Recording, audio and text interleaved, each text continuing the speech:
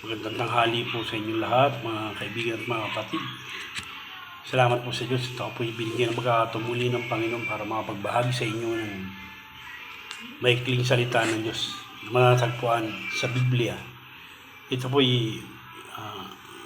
may kinalaman sa kaawaan at pagpapatawad ng Diyos at pagbibigay ng pangalawang pagkakataon sa mga taong nagkakasala sa Kanya.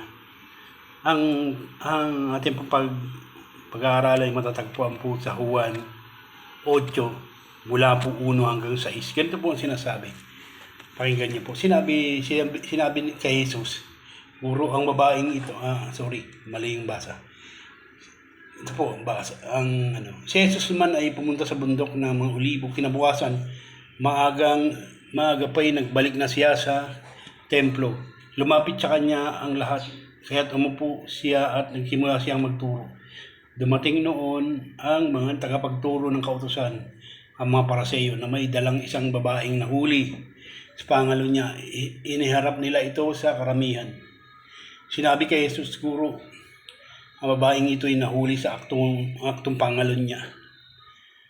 Hanggang 5. Ayon sa kautusan ni Moises, dapat batuhin hanggang mamatay ang mga katulad niya. Ano naman ang masasabi niyo? Sa 6, tinanong nila ito upang subukin siya. At nang may paratang sila laban sa kanya. Ngunit yumuko lamang si Jesus at yumulat sa lupa sa pamamagitan ng daliri. Amen. Pinagpala na po ng Diyos ang kanyang mga salita. Gusto po kong manalangin bago po tayo magpatuloy. Salamat po, Panginoon, sa salita mo. Bigyan po kami ng kaalaman at karunungan nawa ay magsilbing inspirasyon itong mga salita mo sa aming buhay, Panginoon. Salamat po, Panginoon. Sa pangalan ni Jesus, Lord, ito po ang aking dalangin, may pasalamat. Amen. Ito po yan. Sa pag-usapan po natin yung kaawaan ng Panginoon at yung kanyang pagpapatawad, pagbibigay ng pangalawang pagkakataon. Ng ating Diyos po ay siya po yung Diyos ng pangalawang pagkakataon. Kung ikaw man ay nagkamali, nagkasala sa harapan ng Panginoon, pag lumapit tayo sa Kanya, bibigyan tayo ng Panginoong pagkakataon, pangalawang pagkakataon. Pero ang po rito, ito pong mga tao na nagdala sa babae na nahuli sa pangalo niya, ito po yung mga taong tinatawag na masyadong yung mataas ang tingin sa kanilang spirituality, na wala ng pag-asa pa ang tao na baguhin, patawarin ng Diyos. Kung salamat sa Diyos at hindi ganun ang ating Diyos na pag nagkasala ay hatol ka agad. Hindi. Ang Diyos natin ay siya ay po yung tinatawag na God of second chance. Nagbibigay ng pangalawang pagkakataon. Meron po ito bibigyan ko lang po kayo ng mas malinaw na paliwanag dito sa talata na ito. Kumbaga sa ibang salita ay paraphrase o pinaikling binuod na katotohanan patungkol sa, hindi po natin aalisin yung katotohanan dito, kundi kukuha natin yung pinaka essence niya para maintindihan natin. May nagdala po sa Panginoon habang tuturo ang Panginoon, may nagdala ng babaeng nahuli sa pagkakasala, aktual na pagkakasala. Ang nagdala po nito ay mga Paraseyo na gustong hulihin ang Panginoon, makita kung ano yung pagkakulang sa Panginoon at maparatangan ang Panginoon para mayroon silang pagkakataon o mayroon silang dahilan para hulihin siya. Dinala sa madaling salita, dinala siya ng babae na para subukin siya. Nahuli. Na gusto nila na hulihin ang Panginoon na kung siya ilalabag sa kautusan ni Moises, sa kautusan ng Diyos. Dinala. Kasi sabi ng mga Paraseyo, ayon sa kautusan ni Moises, dapat sa babaeng ito batuhin hanggang sa mamatay. Tinanong nila ang Panginoon, kayo po, ano po masasabi niyo? Dahil alam nila ang Panginoon, ayaw ng Panginoon na mapagpatawad ang Panginoon. Alam nila yun, kahit na hindi sila naniwala sa Panginoon. Alam nila ang ugali ng Panginoon dahil sa way of living ng Panginoon. na ang Panginoon mapagpatawad, maawain sa mga tao. Alam nila na lalabag ang Panginoon sa kautusan ni Moises, kaya nagdala sila ng babae para doon sila hulihin ng Panginoon. Alam kasi ng mga tao na to na para sa iyo na ang Panginoon ay pipilitin niya na na ang babae na to hindi hatol, dahil hindi naman talaga ang Panginoon pala hatol.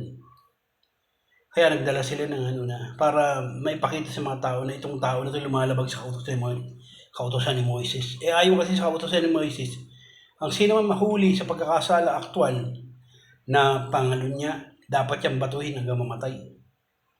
Yun ang alam nila na ang Panginoon hindi nasalungatin yun ng Diyos. Kaya meron silang paraan para paratangan ng Panginoon sa harap ng para siya ay kasuhan, kumbaga sa modern term natin, nakasuhan siya dahil sa paglabag niya sa batas ng Diyos. Ngayon ganito, dinala nga ang babae na to sa harapan ng Panginoon para sabihin, anong masasabi mo sa bagay nito, yamang sinabi na sa kautusan ni Moises o sa batas ni Moises, na batas na binigay ng Diyos kay Moises na dapat itong babae na ito batuhin hanggang sa mamatay. Ano masasabi mo? Hindi mo na kumiba ang Panginoon eh. Hindi siya kumibaw, sumulot lang siya sa lupa. Hindi siya kumibaw. Pero kinukulit siya nung pagbabasahin natin yung 7 hanggang sa mga sumusunod. Kinukulit siya ng mga Pariseo. Magdesisyon kayo, sabihin nyo kung ano yung stand nyo dito sa bagay na ito. Ito ang inano ng Panginoon, very and very. Dahil ayaw niya mahatulan ng kamatayan yung babae, dahil hindi naman talaga siya naparito para humatol, kundi para iligtas yung mga taong makasalanan na tulad natin. Ang ginawa niya, ganito na lang gawin natin, sabi ng Panginoon. Ganito na lang. Kasi sila halos naka-ready na sila, may mga hawak silang bato eh. Talagang hatulan na nila eh. Gusto nilang ma-checkmate ang Panginoon na. Gusto nilang maparatangan kung magdesisyon man ang Panginoon na mag-agree doon sa sinasabi ni Moises. May paparatang pa rin sila laban sa Panginoon. Parang akala nila na outwit nila ang Panginoon or outsmart nila ang Panginoon na checkmate ka, kumbaga sa chess, checkmate ka, wala kang lulugaran. Di ang nangyari, ganito. Sige, ganito na lang gawin natin, sabi ng Panginoon. Ang sino man sa inyo ang walang kasalanan, yung hindi nakagawa ng kasalanan sa harapan ng Diyos, siyang unang bumato. Nagkaroon ng katahimikan. Ibig sabihin, nagkaroon sila ng soul searching. Nila. Sa ba na maganda rin yung ginawa nila, hindi pa daskul-daskul. Nag-soul searching sila. Wala nga ba akong kasalanan? Napagtanto nila, hindi. Meron din pala akong kasalanan. Marami din pala akong kasalanan sa harapan ng Diyos. Kaya isa-isa mula sa pinaka mahirap na tao na handang bumato. Isa-isa sila nag-alisan, binitawan yung bato. Hanggang doon sa mga Pariseo, hindi sila bumato. Bakit? Nakita nila yung sarili nila eh. Pinakita ng Diyos sa kanila kung sino sila. Sa harapan ng Diyos na sila din ay dapat ding batuin dahil sa kanila mga kasalanan ginawa. Diba? Ganun lang ganun. Ang galing ng Panginoon, yung talino niya eh. Hindi natin pwedeng yung i-outsmart ang Panginoon. Marunong siya at sa pambagay, hindi niya kalooban na ang sino man na mapahamak. Naparito siya para ang lahat ng taong makasalanan tulad natin iligtas, hindi para ipahamak. So dito, itong babae na ito naligtas. Inano siya eh.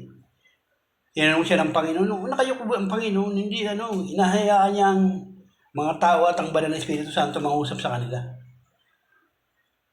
Nakayuko ang Panginoon. Nung tumila ang Panginoon, tinignan niya yung babae. Tinanong niya yung babae. Asan na yung mga humahatol sa'yo? Wala bang ibang humahatol sa'yo? Sumagot yung babae. Wala po, Panginoon.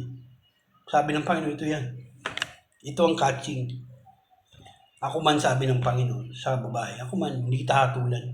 Sige na, humayo ka at huwag ka na muli pa magkasala. Di ba ang galing? Ganun po. Ito po ang pinakano diyan. Kahit gaano pa karami ang kasalanan mo, kahit na yung parang tila, kitang-kita ng tao, mga nagawa mo sa harapan ng mga tao.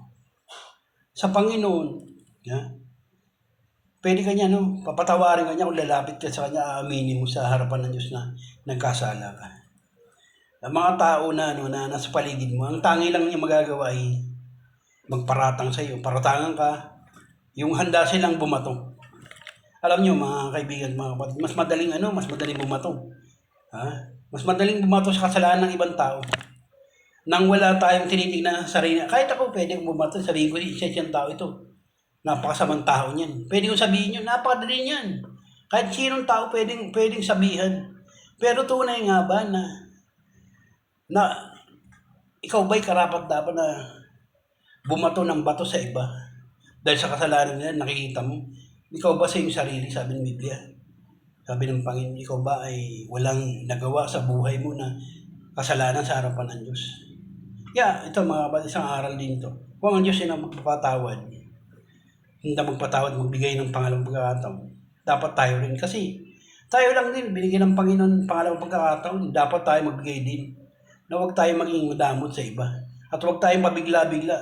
Huwag tayo masyadong parang tayong entitled na nilagay ng Diyos na tayo magsasabi na ito, masamang tao to. Ito hindi, ito mabuti to. Hindi ganoon. Wala tayong hindi tayo binigyan ng katungkulan ng Panginoon na ganoon. Ang binigay lang sa atin ng Panginoon ay binigyan tayong karapatan para tayo sumamba sa Kanya, tawagin siya sa panahon na kailangan natin. Yun lang ang binigay sa atin ng Panginoon. At binigyan tayo ng karapatan para ibahagi sa iba yung magpapatawad niya, yung pagliligtas niya. Hindi tayo binigyan ng Diyos ng karapatan para sabihin na napakasama ng tao, napakalaki ng kasalanan niya, hindi na siya karapat dapat patawarin. Wala tayong walang binigay ng karapatan na gano'n ng Diyos sa atin. Kaya huwag tayong padaskul-daskul. Huwag tayong para tila ka naman entitled ka na ikaw ay may karapatan na humatol sa iba, bumato. Dapat matuto tayo na mag-isip-isip muna. Baka tayo rin ay masigit na dapat batuhin dahil yung buhay natin ay may mga bagay na sa English ay meron tayong skeleton sa ating closet, na meron tayong skeleton na tinatago sa ating closet. Ay ibig sabihin ay meron tayong basura na kinikip natin na ayaw nating aminin, sabihin sa Panginoon. Mahirap yan pagka hindi naman ang Diyos eh. Hindi pala ganti ang Diyos, totoo yan. Hindi siya mahilig mamahiya ng mga tao. Pero kapag ginagawa mo yan, para namin pwede kang turuan ng Panginoon na ipakita niya sa iyo kung sino ka, kung ano ka. Kaya ang punto rito, gusto kong i-share sa inyo mga kaibigan, kapatid. Huwag tayong magpabigla-bigla. Ipakita natin sa iba kung ano yung ginawa sa atin ng Panginoon. Wag yung ang bilis mong bumato, ang bibilis natin bumato. Yamang tayo rin naman ay pinatawad ng Diyos, binago ng Diyos, binigyan ng pagkakataon ng Diyos na magbago ang buhay. Dapat tayo rin, magkaroon din tayo ng pagkakataon na gano'n, magbigay tayo ng pagkakataon magbago sa mga tao. Amen? Sana po naintindihan ninyo yung mensahe na ito na nanggaling sa salita ng Diyos. Gusto po ipanalangin kayo ulit. Lord, nawa po yung mga kapanood po nito ay magkaroon po sila ng inspirasyon, at Lord, turuan mo po kami patuloy, Panginoon, magitan ng mga salita, yung karunungan po na nagmumula sa iyo, Diyos. Salamat po, Diyos, sa pangalan ng Panginoon Jesucristo ng taga Nazaret. Ito po ang aking panalangin, pasalamat. Amen.